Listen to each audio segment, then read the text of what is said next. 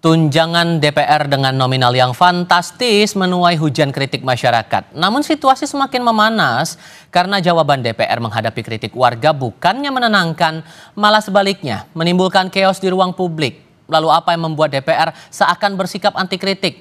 Dua narasumber bergabung untuk kami diskusikan lagi soal ini. Ada anggota DPR periode 2014-2019 Zulfan Lindan dan analis politik dari Carta Politika Yunarto Wijaya. Selamat sore semuanya dengan Tifal di sini, apa kabar? Selamat sore, Tifal, Bang Baik, Zulfan. terima kasih sudah bergabung bersama kami kali ini. Saya mulai dari Pak Zulfan dulu deh kalau begitu. Pak Zulfan begini, karena kan ada realita sosial yang dihadapi, makanya kemudian kritik ini mencuat. Tapi kemudian direspon oleh anggota DPR periode saat ini seolah-olah terkesan anti kritik. Seolah juga merasa sensitif dengan kritikan ini. Atas dinamika ini, apa yang keliru, apa yang salah sebetulnya? Begini, kita kan tahu seharusnya saya ucapkan selamat dulu ke Mas Yunarto ini. Kenapa tuh? Kepada kawan-kawan Kompas TV ya. Oke. Kita mengharapkan kan parlemen ini punya kualitas kan gitu. Sehingga mereka tidak reaktif merespon apa-apa yang berkembang di tengah-tengah masyarakat, baik tindakan ataupun pikiran-pikiran yang muncul di tengah-tengah masyarakat. Tetapi kan sekarang banyak anggota DPR ini yang terpilih ini kan karbitan. Dari mana tolak ukurnya bilang karbitan, Bang? Dari mana tolak ukurnya dibilang karbitan itu? Lah itu reaksi seperti Sahroni itu kan karbitan itu. Ya, masa bilang masyarakat tolol, bodoh. Ini karbitan, kalau dia bukan karbitan pasti dia lebih merenung dulu, berpikir dulu, gua ini kan wakil rakyat. Sebagai wakil rakyat, saya harus bisa menangkap aspirasi mereka. Saya harus bisa menjawab persoalan-persoalan yang mereka hadapi. Ya kan, jangan reaktif seperti itu. Anggota DPR itu kan harus aktif, bukan reaktif. Kan gitu. Bagaimana kalau seorang anggota DPR ini menanggapi secara reaktif seluruh apa yang dikritik oleh masyarakat terhadap DPR? Nah, itu kan baru contoh satu aja, Sahroni. Banyak yang lain, misalnya situasi ekonomi kita, keuangan kita dalam keadaan sulit, buruh, guru semua dalam keadaan sulit, lalu kita menerima kenaikan gaji berjoget-joget. Ini kan gila udah ini. Bagaimana kita nggak bilang karbitan ya, mental-mental seperti ini. Saya belum lagi kalau bicara pengalaman saya selama 2 periode menjadi anggota DPR. Mungkin periode 99-2004 itu setelah reformasi itu memang beda ya dengan menjadi anggota DPR pada 2014-2019. Kondisinya itu lingkungannya berbeda sekali. Behavior anggota DPR juga beda sekali. Nah, ini nanti akan saya jelaskan. Oke. Biar Mas Yunarto dulu lah bicara. Oke. Kalau Mas Yunarto, karena kan sangkut pautnya, jadi akhirnya kan begini, kalau dibilang kan, saya ngutip pernyataannya Pak Zulfan tadi, ada istilah karbitan itu tadi. Jadi kan ada pertanyaan kualitas SDM yang terpilih menjadi anggota Dewan sekarang, jadi pertanyaan, kalau Anda punya kacamatanya gimana, Mas Toto? Gini Mas Tifal, dari awal saya misalnya diundang TV, media berbicara mengenai DPR memang selalu dalam framing yang negatif. Artinya kalau kita bicara tanpa kondisi aktual pun, riset atau survei, misalnya ketika ditanyakan mengenai kepercayaan publik dan kepuasan publik terhadap semua lembaga negara, DPR itu selalu dalam posisi paling buncit. Sehingga artinya apa sih, kalau puluhan tahun terjadi seperti ini, ada problem yang sifatnya sistemik yang didiamkan, dibiarkan dan dinikmati. Oleh siapa? Oleh kelembagaan DPR-nya sendiri, oleh undang-undang yang mungkin memang membolehkan, atau oleh rumah dari anggota DPR, artinya partai, memang mendiamkan saja bahwa kemudian kepercayaan publik terhadap lembaga negara tetap dalam posisi yang buruk terhadap mereka. Yang kedua, ditambah dengan kondisi aktual yang tadi sedikit Bang Zulfan sudah sebutkan ya, bahwa tidak terasanya kerja dari anggota DPR ini sekarang juga bertemu dengan situasi aktual yang membuat masyarakat semakin marah. Apa sih misalnya ketika kita berbicara mengenai banyak sekali perdebatan mengenai kok banyak sekali variabel pajak yang akan dinaikkan oleh pemerintah. Artinya makin mencekik dan membuat masyarakat mengikat pinggangnya. Di satu sisi kok ada yang tidak masuk akal tunjangan buat rumah 50 juta per bulan. rumah seperti apa, dan ketika coba dijelaskan dalam sebuah komunikasi oleh pimpinan DPR, terjadi keluar sebuah kalimat yang memperlihatkan mereka pun nggak ngerti, mereka nggak punya basis argumentasi yang kuat, dan mereka hanya menerima. Di sisi lain kita juga kemudian mengetahui bahwa situasi ekonomi Indonesia sedang tidak baik-baik saja ketika banyak kebijakan pemerintah yang sifatnya kontroversial. Kenapa kemudian amarahnya dialamatkan kepada DPR? Karena memang dalam sistem bernegara yang benar, satu-satunya penyaluran yang bisa dilakukan oleh masyarakat ketika tidak puas, ketika keberatan, ketika putus asa dengan kebijakan pemerintah, ya DPR. Tapi kalau Nah, kemudian ada problemnya pandangan, adalah ada kritik terhadap DPR sendiri, kemudian DPR-nya reaktif, berarti apa yang salah kalau gitu? ya ini sebenarnya menunjukkan ya, anggota DPR memang nggak takut sama masyarakat. Kalau kita lihat misalnya bagaimana positioning seorang anggota DPR, memang ada masalah, ada problem yang mendasar, Mas Tifal. Pertama, kalau kita lihat DPR ini takutnya hanya kepada ketua umum. Kenapa? Yang bisa merecall, mengganti mereka kapanpun lewat PAW, itu adalah DPP partainya. Notabene adalah keinginan subjektif dari ketua umumnya. Masyarakat tidak punya saluran untuk kemudian bisa mempertanyakan pertanggungjawaban kinerja dari DPR. Ini juga problem sistemik, Mas Tifal ya. Hanya di Indonesia yang menganut sistem presidensial, tetapi partai itu bisa merecall anggotanya kapanpun sekehendak hati dari partai. Di Amerika Serikat itu dilindungi oleh undang-undang dan konstitusi, tidak bisa. Di Filipina itu tidak bisa dilakukan kecuali terjadi pelanggaran berat. Di Indonesia kita tahu kapanpun mereka bisa diganti. Itu yang menyebabkan masyarakat itu ditempatkan oleh anggota DPR hanya ketika mereka berkampanye 5 tahun sekali. Ketika reses dilakukan pun itu bukan dalam konteks mempertanggungjawabkan apa yang dikerjakan, enggak, mereka bagi-bagi. Nah, sorry, saya tahan dulu di situ, Mas Toto. Bersama dengan kementerian, masyarakat hanya dilihat sebagai objek.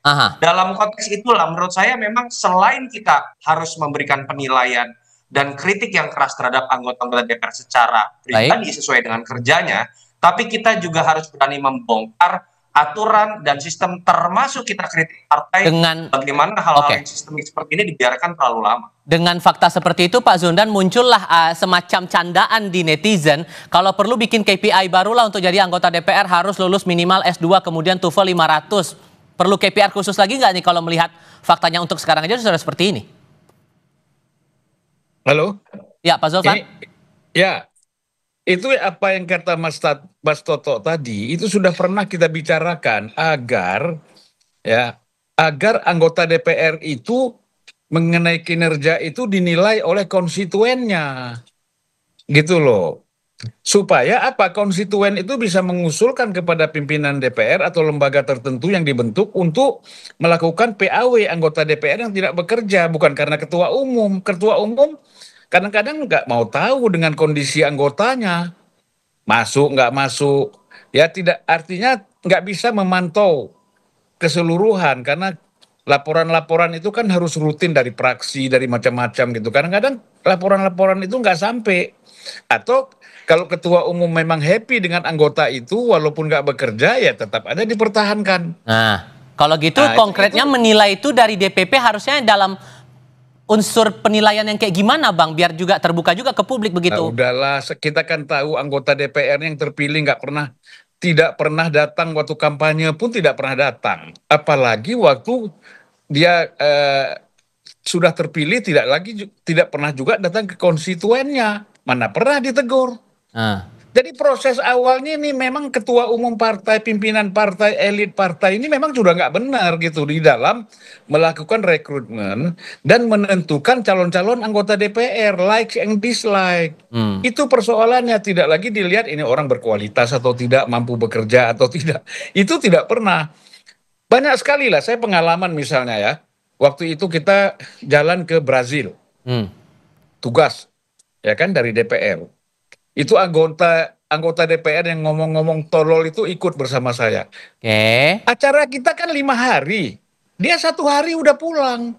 Akhirnya saya sendiri menghadapi parlemen, menghadapi menteri pertanian ini. Itu dubesnya tak heran, ini kok begini sih? Iya kan? Dan akhirnya saya sampai pas itu waktu Natal saya terpaksa ikut Natal juga di Sao Paulo kan. Nah itu, jadi satu lagi pengalaman saya, itu bisa tanya sama Aulia Rahman, dubes kita di Ceko. Yang datang 20 orang. Ya kan? Kemudian hari pertama sudah tinggal 15, hari kedua tinggal 10. Hari berikutnya tinggal saya sendiri menghadapi berbagai hal, menghadapi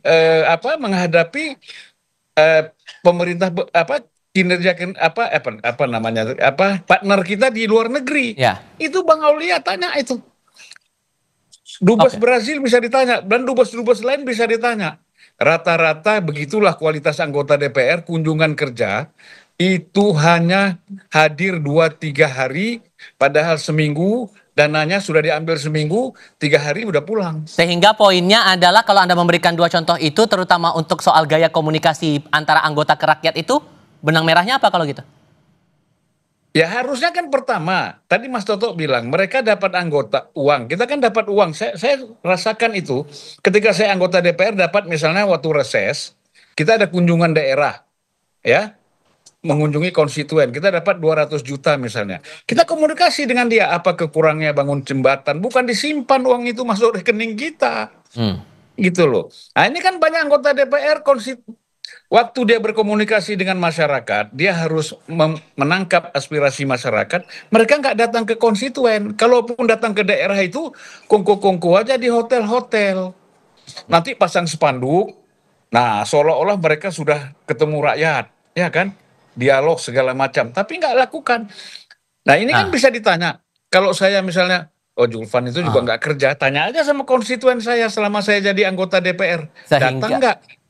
Ke kampung-kampung kita datang semua. Sehingga kan PR sekarang berarti kan ada di tataran partainya sekarang, Mas Toto. Pimpinan partainya bagaimana memastikan anggota-anggota dewan yang sudah dapat suara rakyat itu kemudian duduk di DPR bisa menjaga komunikasi publik dengan baik, menjadikan representasi publik itu benar-benar nyata. So kalau udah kayak gini kondisinya, sulit nggak untuk mengubah itu? Ini masalah pertama political will ya. Kita bicara perusahaan deh. Perusahaan ketika sudah jadi perusahaan terbuka saja, bukan perusahaan organisasi publik loh, perusahaan terbuka secara komersil.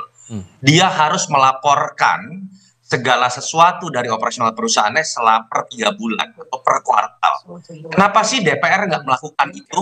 Kenapa sih partai tidak melakukan itu misalnya? Mas Toto? Ya sinyal Mas Toto kayaknya iya. Kita coba perbaiki dulu komunikasi dengan Mas Toto. Sambil kita akan lanjutkan lagi diskusi terutama soal transparansi dan akuntabilitas untuk sisa masa periode DPR berikutnya. Kita diskusikan nanti ya. Kita lanjutkan lagi diskusinya usai jeda berikut ini.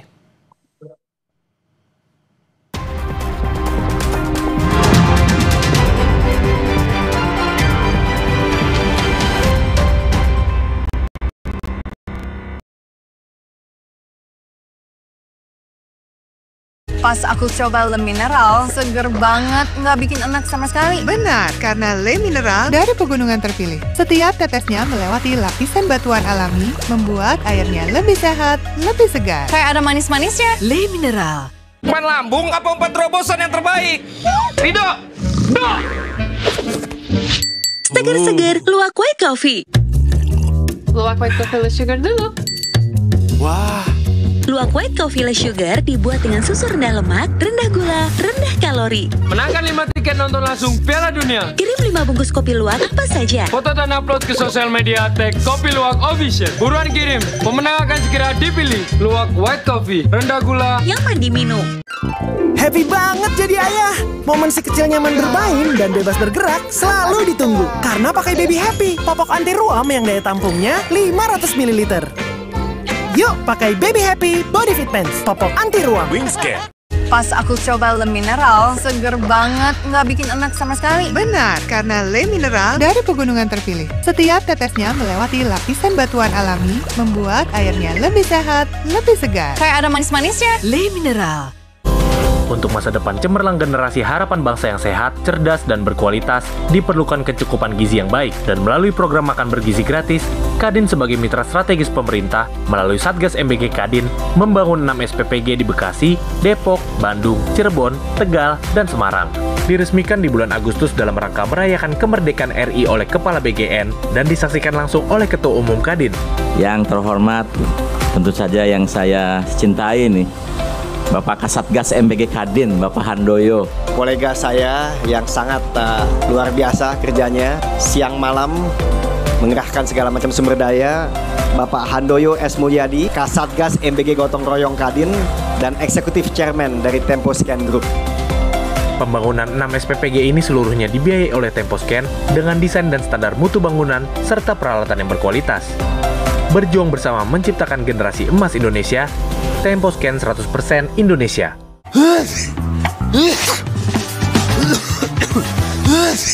Minum dong Ultra Flu, flu dan batuk, meredakan demam, sakit kepala akibat flu dan batuk. Untung ada Ultra Flu, flu dan batuk reda, lega rasanya.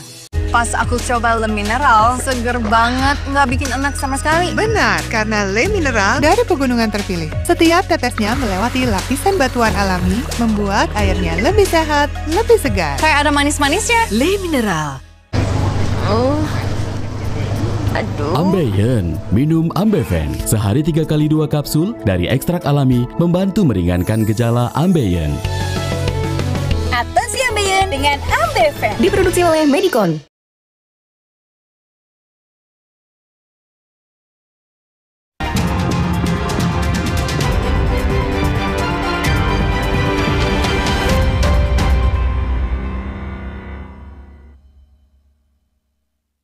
Anda untuk melihat pantauan terbaru dari udara pasca unjuk rasa di Kompleks Parlemen Senayan Jakarta yang meluas hingga bawah tol dalam kota. Visual ini menunjukkan kerumunan massa masih berada di sekitar area pejompongan dan tampak polisi berupaya untuk membubarkan mereka sehingga bisa keluar dari area sekitar DPR beberapa saat yang lalu.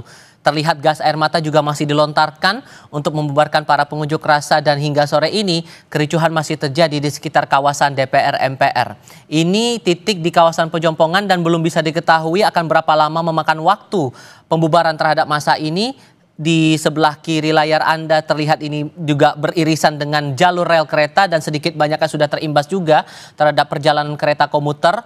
Ini sudah masuk jam pulang kerja, akan berdampak juga ke banyak pengguna komuter yang akan pulang setelah beraktivitas di kawasan Jakarta. Anda yang akan beraktivitas pulang kerja saat ini di kawasan Jakarta perlu berhati-hati untuk jalur-jalur yang terkonsentrasi bagi massa berkumpul di tengah upaya polisi atau petugas membubarkan massa pengunjuk rasa dan juga dampak lain terutama aktivitas transportasi umum baik itu untuk KRL, kereta komuter maupun juga bus Transjakarta yang sedikit banyaknya sudah diumumkan melalui kanal media sosial masing-masing dari penyedia jasa angkutan umum ini. Kita akan coba lanjutkan lagi diskusi kami bersama dengan dua narasumber, mantan anggota DPR RI Zulfan Lindan dan juga Yunarto Wijaya dari Carta Politika. Saya mau coba pastikan dulu Mas Toto, suara saya terdengar jelas ya? Terdengar, maksimal. Oke. Sorry. Oke. Sekarang saya coba mau bicara soal transparansi, karena kan ini juga yang jadi PR sebetulnya membuat akhirnya kegaduhan semacam ini memuncak, bahkan sampai sekarang masih terus terlihat demonstrasi di berbagai daerah. Transparansi itu ada contoh yang sempat disampaikan juga di Parlemen Inggris, itu gaji dari anggota dewan itu dipublikasikan secara transparan, itu uang dari mana, terpakai berapa saja. Apakah menurut Anda Bang Zulfan itu memungkinkan bisa dilakukan di parlemen kita atau malah akan sulit direalisasikan? Ya sangat mungkin. Saya kira kan memang secara periodik itu kan kita harus melaporkan LHKPN ke KPK. Tetapi kebanyakan anggota itu kan melaporkannya setahun sekali kan. Nah harusnya kan itu dipantau terus. Jadi kan paling tidak kalau 6 bulan sekali kan nggak ada orang naik anggarannya tunjangan 6 bulan sekali kan. Kalau setahun kan pasti ada. Tetapi kan harus tetap dilaporkan. Dan transparansi itu menurut saya sangat penting. Apa sih salahnya? Gaji pokok kita sekian, kita dapat ini, dapat itu, kan sampaikan aja. Gitu loh. Nah jadi kita bisa lebih hebat daripada parlemen Inggris kalau memang mentalnya diperbaiki gitu loh. Cuman Jadi, kalau dengan fakta seperti ini, masalah pandangan bahwa ada tunjangan yang dirasa tidak masuk akal atau tunjangan dinaikkan ini tidak perlu tapi malah kesannya reaktif seperti ini, rasanya bakal sulit gak sih untuk kemudian ada transparansi atas gaji para anggota dewan ini menurut Anda? Begini, masalahnya kan pendapatan DPR itu banyak ya. Anda tahu kenapa orang berebut-rebut menjadi badan kerjasama antar parlemen itu? Karena itu keluar negeri itunya bisa berkali-kali setahun itu. Dan sekali keluar dia 15.000 US, 14.000 US, mungkin juga ada yang 20.000 US. Keluarnya berapa? Bawa pulangnya berapa? Nah, itu kan harus transparan juga. Tapi kan itu tidak pernah dipersoalkan oleh pimpinan partai, oleh institusi DPR-nya sendiri. Masyarakat nggak tahu itu. Gitu loh. Yang mereka kadang-kadang berangkat cuma sampai airport, kemudian bisa saja dikembalikan ya. Oke. Diurus oleh travelnya macam-macam. Pendapatan DPR itu banyak sekali. Oke. Ini 50 juta ini kan kalau kita bilang kan hanya yang termanifestasi di tengah-tengah masyarakat. Selain itu kan banyak. Nah, jadi menurut saya sebenarnya begini, persoalan kenaikan tunjangan ini berkaitan dengan kesulitan ekonomi masyarakat sekarang. Kok tega gitu loh. Ya.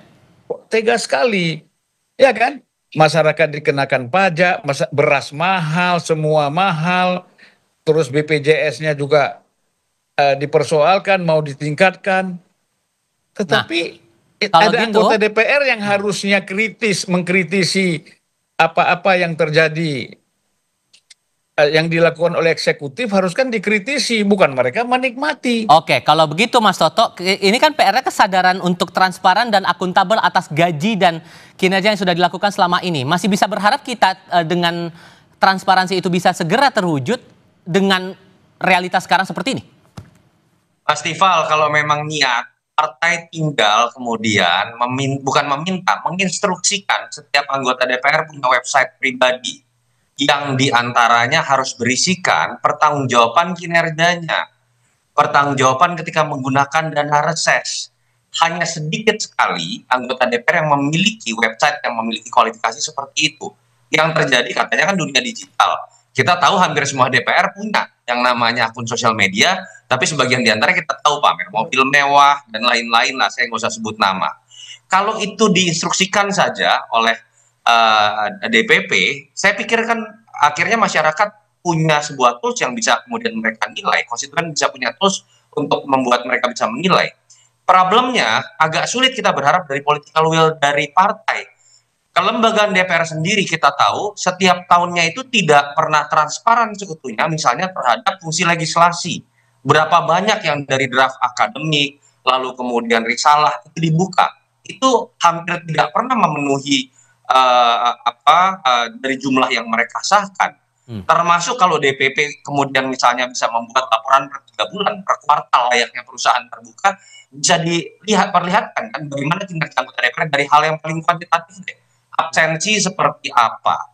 Dari situ aja kita sering mendengar kan, banyak yang sering bolos, tapi kemudian jadi terus-menerus karena tetap diberikan di nomor urut 1.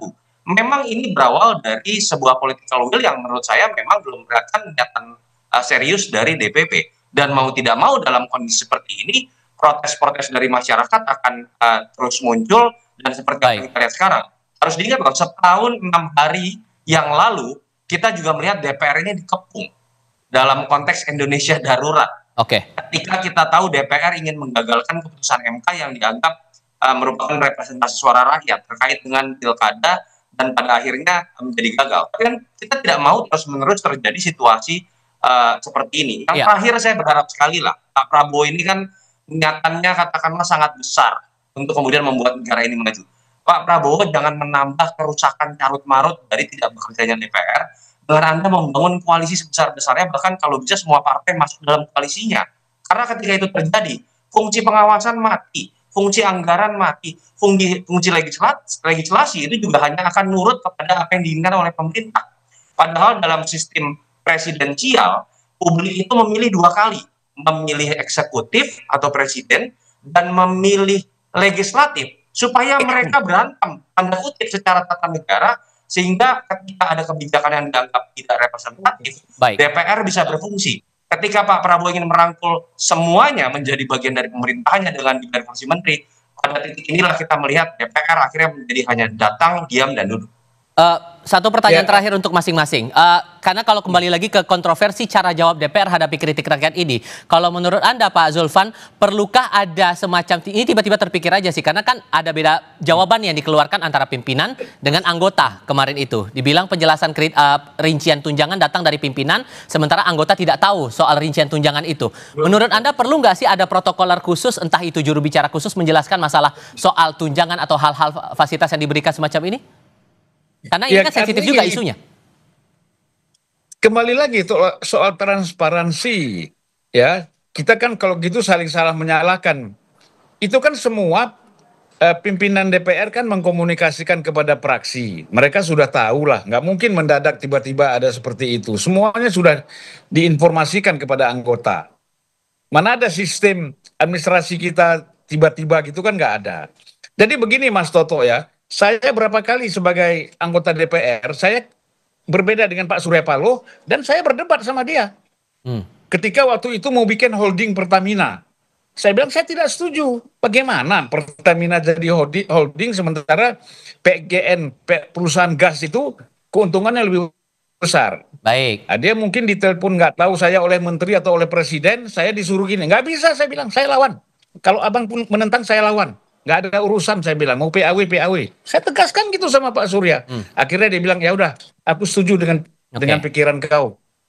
Sehingga ini tergantung pada individu lagi menurut Anda ya Mas Toto? Iya. Tidak bisa hanya berapa banyak orang seperti Bang Zulfan. Dan kita tahu akhirnya mental juga begitu ya. Artinya kan sebenarnya ada beberapa hal yang memang ini tidak mudah kita bicarakan dalam waktu beberapa menit. Sistem recall menurut saya itu harus dihapus. Kita pernah menghapus sistem recall yang memberikan kewenangan penuh hanya kepada DPP partai untuk mengganti anggota DPR. Tahun 99, recall itu kemudian diganti. 2003 itu muncul kembali yang menyebabkan suasana psikologis dari anggota DPR. Dia nggak peduli sama masyarakatnya, dia takut sama ketua umumnya saja. Itu yang pertama. Yang kedua, ayo kalau memang ada niatan dari partai-partai supaya tidak kemudian terus-menerus dimusuhi, termasuk anggota DPR-nya, yuk dorong, keluarkan instruksi untuk membuat transparansi melalui kanal-kanal yang memang dalam dunia digital itu sangat mudah untuk diinstruksikan untuk dibuat oleh setiap anggota DPR. Prakteknya sampai sekarang itu tidak nyampe 10%. Mereka yang kemudian membuat pertanggungjawaban seperti ini yang bisa diakses oleh siapapun. Yang ketiga harus dimulai dari kelembagaan DPR-nya. Ketika kelembagaan DPR sendiri tidak pernah mentransparansikan dengan baik kerja-kerja legislasi, pengawasan, dan anggaran dari anggota-anggotanya, bagaimana mungkin kita berharap bahwa ada niatan dari individu seperti Mas Tifal tadi katakan untuk melakukan hal serupa. Oke. Saya kalau bisa setengah menit ingin menginformasikan. Oke. Jadi 2015 itu pernah diinstruksikan agar seluruh anggota DPR membuat laporan, baik dalam bentuk tulisan ataupun foto, kunjungan dia ketika reses. Kemana dia pergi. Itu dibuat laporan dengan lengkap. Dipublikasikan kemana harusnya itu? Dipublikasikan kemana itu harusnya? Itu kan sebagai laporan kepada pimpinan partai, pimpinan praksi, ya kan? Itu kan dilaporkan bahwa betul-betul anggota ini. Tapi walaupun banyak anggota yang protes, nggak setuju. Tapi saya nggak tahu sekarang itu masih ada atau tidak. Gitu. Alasannya waktu itu diprotes karena apa, Bang? Ya nggak disebut, ngapain gitu-gitu. Udah cukup lah kita, yang penting kan kita sudah reses, kita udah datang ya. Nggak bisa dong, harus ada dibuktikan fotonya di mana. Jangan fotonya cuman duduk di kafe satu, cuman ganti spanduk, anggotanya itu juga, spanduknya aja diganti. Kami menerima masyarakat ini, ya kan? Tapi tempatnya masih sama, spanduknya diganti. Kan kalau dia ada fotonya langsung datang ke sana kan jelas dia nyebrang sungai, dia masuk hutan, dia macam-macam. Kalau misalnya di daerah gitu ya. Sudah kami tangkap. Oke, sudah kami tangkap poinnya di situ. Bang Zulfan, Mas Toto, terima kasih banyak sudah berdiskusi dan berbagi pandangan bersama kami kali ini. Terima kasih Mas Zulfan. Ya.